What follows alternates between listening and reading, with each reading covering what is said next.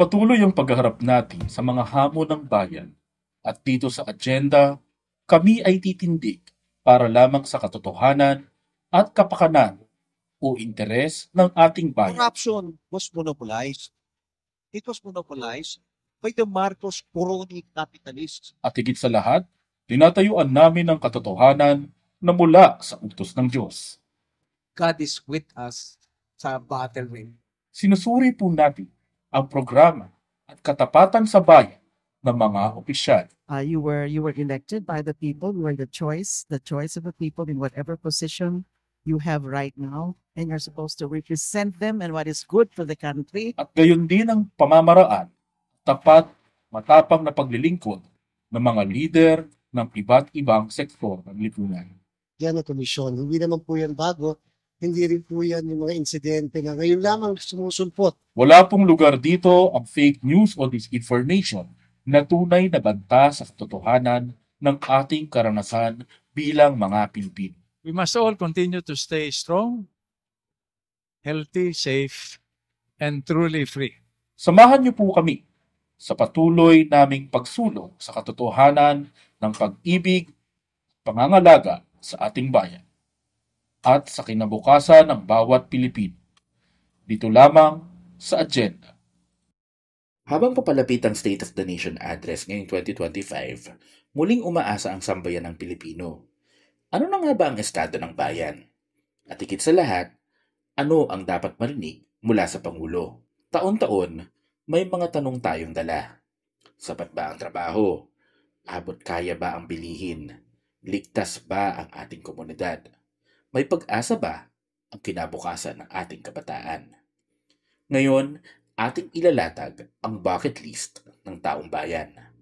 Mga hinaing, mungkahi at pangarap na dapat bigyang tugon sa SONA 2025. Hindi ito simpleng listahan, kundi tinig ng mamamayan na humihiling ng tunay na pagbabago. Sa panahong puno ng hamon at pagbabago, mahalagang makinig ang pamahalaan. At ngayong araw, sa The Agenda, sama-sama nating talakayin ano ang nilalaman ng bucket list ng bayan at sino ang handang tumugon. This is Past G in the house. Pag-uusapan po natin, bakit nga ba o bucket list? Yan ang pag-uusapan sa State of the Nation Address. Habang papalapit na ang ika-4 na SONA ng ating Pangulo, muli pong umaasa ang sambayan ng Pilipino na marinig ang mga konkretong hakbang tunay na tugon sa mga pangunahing issue ng bayan. And joining me today, ayan, meron po tayong mga kilalang-kilala na, si Calio D. Guzman, di ba? Calio D, kamusta po tayo dyan? Labor and Workers' Rights naman po ang tatalakayin natin. Partido Lakas ng Masa.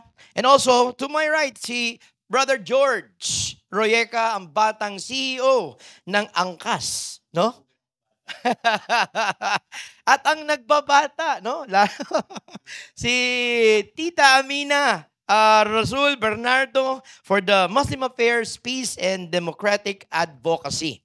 Samahan niyo po ako today sa The Agenda.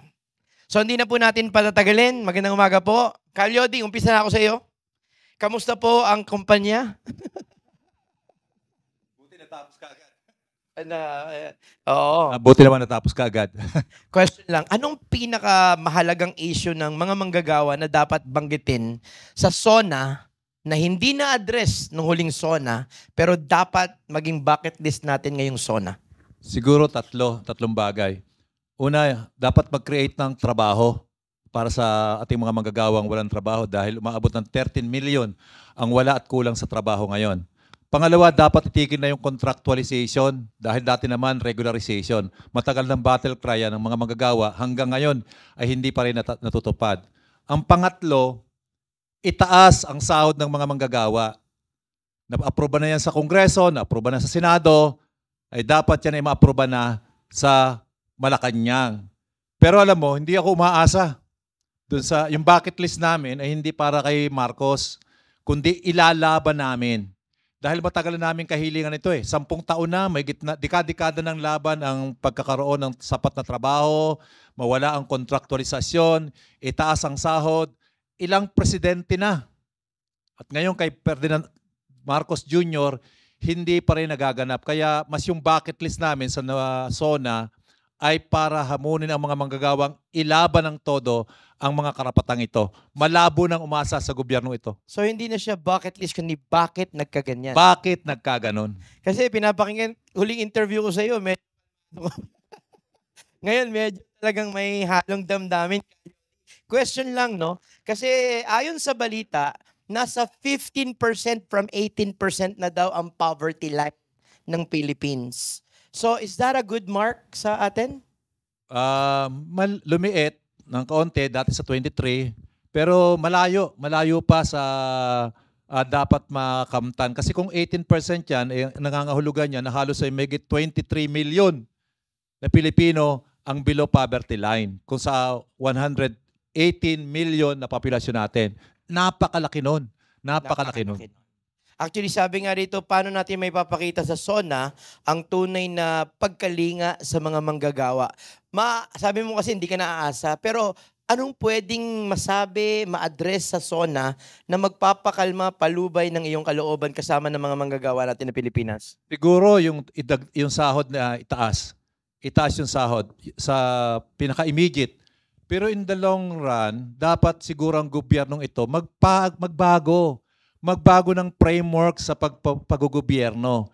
Hindi gobyerno para sa mga big business at mga dynasty at mga trapo sa gobyerno, mga oligarch. Hindi dapat ganyan. Dapat ang ating gobyerno ay pumihit ng paglilingkod sa mga manggagawa, sa ating sambayanan at proteksyon sa kalikasan. Pero hanggat neoliberal yung economic framework ng ating gobyerno, hindi kailanman magkakaroon ng katuparan yan. Magpalit-palit man ang presidente kung palaging neoliberal ang program ng ibig sabihin privatization, deregulation, liberalization, contractualization, taxation sa mamayan. Kung puro ganyan ang framework na para sa interest ng mga big business, hindi kailanman uunlad at aahon ang kabuhayan ng mga mamayan. Pabalik-balik lang yan. Walang pagbabago. Nabanggit nyo, Calyodi, na ilang presidente na nagdaan. Either hindi ba nila to pinapakinggan o is there really a sense of prioritization na nasa upuan nila na ina-address muna bago sa hinaing ninyo? Ayaw pakinggan. Alam nila yan ang problema. Pero yun ang gusto nila eh. Yun ang gusto nila. Ang paglingkuran, ang mga big business, hindi ang sambayanan. Dahil sa paniniwala nila, na kapag umunlad daw ang negosyo, magkakaroon daw ng trickle down, aawas din ang kayamanan ng mga mayayaman at pag umawas, makikinabang ang taong bayan at ang ating sambayanan. Hindi naman nangyari. For the past 30 years, hindi nangyari. At failure ang neoliberal, ang framework ng neoliberal. Failure ang privatization. Dahil ang kumita lamang sa privatization ay mga kagaya ni Villar. Yun. Katulad ng San Miguel, nung airport na pinaprivatize ngayon, ang tubig, ang kuryente, ang lahat ng yan ang makikinabang big business. At ang maghihirap ay ang sambayanan. Yan ang halimbawa ng patakarang privatization sa ilalim ng neoliberal na programa. Kaya dapat, in the long run, itakwil ang neoliberal at pumasok sa framework ng ang mamayan ang paglingkuran sa anyo ng pagpapaunlad ng ating agrikultura at ng ating sariling industriya. Nako, grabe, no? I feel the intensity. Huwag ka muna alis dyan. Calyodi, dito muna ako kay Brother George. Sa tingin ninyo po, ano po ang transport reforms na dapat i-highlight naman sa SONA? Bilang CEO ng Angkas and representing the industry ng sector po ninyo. Alam nyo, taking a page off what Calyodi said, no? Pareho yung layunin namin in terms of paano natin iaangat yung trabahador, yung trabahanteng Pilipino. Yung approach naman po namin is nakafocus kami sa informal sector. Ito siguro yung mga underemployment or mga hindi nare-recognize ng gobyerno na nagtrabaho rin na ginagawa ng ating taong bayan. And for the last 8 years, pinaglaban natin yung mga underground or yung gray market na habal-habal na professionalize natin to, na modernize natin itong transport system na to na ginagamit sa Visayas, Mindanao at dahil popular siya, umabot na rin sa Luzon. And because of this, we were able to get 50,000 people out of the poverty line. Yes. And this goes to show na there is so much opportunity. 'Di ba? Bigyan ko lang kayo ng konting numero, Past G. Go ahead. There are 11 million to date recorded informal workers. There are 29 million motorcycle owners as recorded by LTO in the recent survey. Majority of these people that buy a motorcycle, kasi mura, ito na po yung preferred vehicle ng taong bayan. Yes. Hindi lang nila binibili ito na sasakyan, binibili nito na simbolo ng pag-angat sa kahirapan. Kasi nagagamit nila ito para sa side hustle, pag-delivery, pag-messenger, pati paghabal-habal. We already provided a solution to the government. Diba? Wala to, zero cost to government. Walang binabayaran yung gobyerno dito. At itong bawat isang motorcycle taxi driver, kumikita ng 1,500 pesos a day. Hawak pa nila oras nila. Imaginein mo, there are, from our own estimates, about 2 million informal motorcycle taxis or habal-habal nationwide. 2 million. Diba? Kung i-adapt natin ang sistema, mag-focus tayo sa sektor na to, we become from a nation of employees, we become a nation of employers. Kasi itong mga to, nano-entrepreneur. Right. Hawak nila oras nila, kasama nila pamilya nila. Pag ayaw nila magtrabaho at kailangan nila dalhin yung pamilya nila sa graduation o kung ano man, o off lang nila yung app nila. At marami na nakapagpag-graduate na naging angkas driver Tama lang. po yan. no? Marami po kami mga angkas biker, kasabay nila yung anak nila na puntang entablado at nag-graduate, kinuha yung diploma. Anong panawagan po ninyo sa ating gobyerno, sa pamahalaan, sa darating na zona? We've proven that through technology and through the proper training, and then kung talagang seryoso tayo na i-uplift yung ating mga mamamayang Pilipino, pag train natin ang tama, binigyan natin oportunidad, sila, gagawin nila yung trabaho nila. Susunod sila sa batas. Marami nagsasabi 8 years ago na hindi ligtas ang motorcycle taxi ang habal-habal. Pag sumakay ka ng motorsiklo, naging pasahero ka, kalahati ng katawan mo nakabaon na sa hukay. Right? Napaka-negative ng stigma ng mga habal-habal. But look at it now. Right now, it's one of the most successful, and if I may say, probably the only successful PUV modernization program. Because we took what was once underground and we now gave them the tools, the training, and the support. Tapos ngayon, meron na silang pag-ibig, meron na silang PhilHealth, meron na silang SSS, parte na sila ng formal na ekonomiya. Oo. At hawak pa rin nila yung oras nila at kumikita pa rin sila. Nandiyan na po ang formula. All we need to do is make sure that we have a concerted effort, intentional, just for this sector. Imagine how many millions. Pamanahing hadlang na nakikita ninyo dito sa modernization ng transport system pagdating sa Well, ating unang-una po, ang tagal na po ng ating batas. Hanggang ngayon, hindi pa po napapasa. Nakailang kongreso na po tayo, pangatlong kongreso na po to na pinupush po natin yung motorcycle taxi law para maging permanente ang mga polisiya at maprotektuhan hindi lang ang mga biker, pati na rin ang mga pasahero. Kasi syempre, kung meron tayong batas, hindi tayo nagbabago sa ihip ng hangin kung okay si secretary or hindi okay si director or si LTO chief or kung ano mang enforcement agency. So dapat meron po tayong batas because this really affects a large part of our population. And ang maganda po dito, we are promoting entrepreneurship at that level. Napakita po natin na ang masa kaya maging entrepreneur. In fact, ang masa, ang pinaka-resilient na entrepreneur ngayon. Lahat ng may kilala ka bang nagsasari-sari store? Napakahirap na trabaho yun.